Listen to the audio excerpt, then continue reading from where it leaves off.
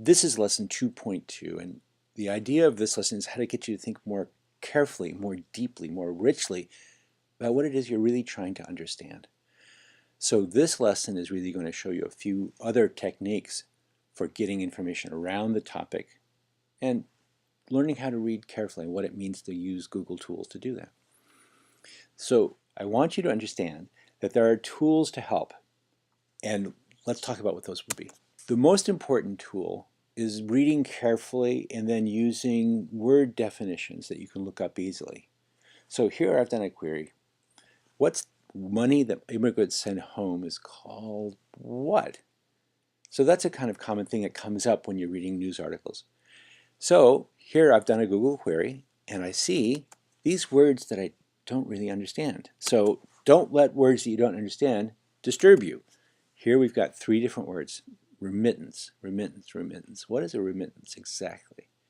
So here in that little inset, it gives you a definition from Wikipedia, and you can certainly go through and click that. But the important point here is when you do a query and you see an unfamiliar term, and in particular, if you see it multiple times, get a clue. That's probably an important key term to understanding the concept. In this case, remittance is exactly the right word that you might want to use in a future search. So an important way to get a deeper understanding of these terms is by doing a definition. So here in Google, you say define space term, in this case remittance, and you'll see that we actually give you a very nice dictionary definition.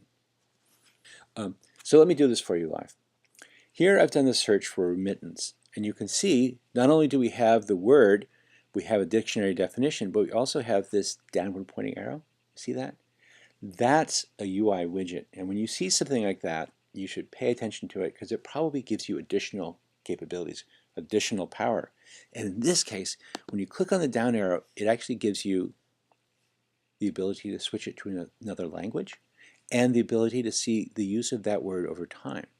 So ever since roughly 1800, this is the frequency chart, that is, how often it appears in the Google book corpus.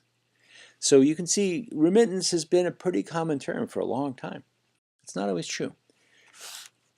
Let's look for another word. I'm going to say define literacy.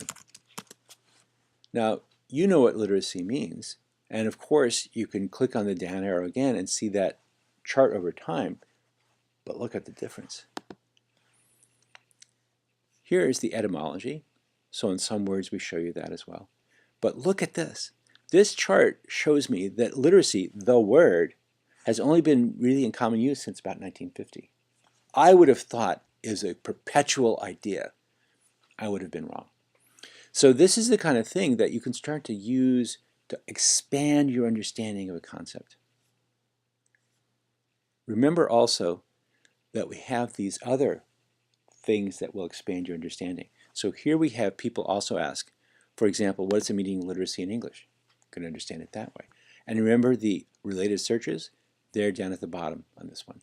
So here we've got three different ways to get more deeply into the understanding of a concept, in this case, literacy.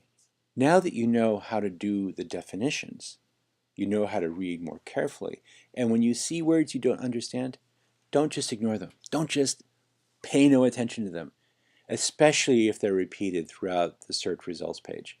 That's a clue that it's probably pertinent, meaning really important to your key concept. So use define, use it often, use it well.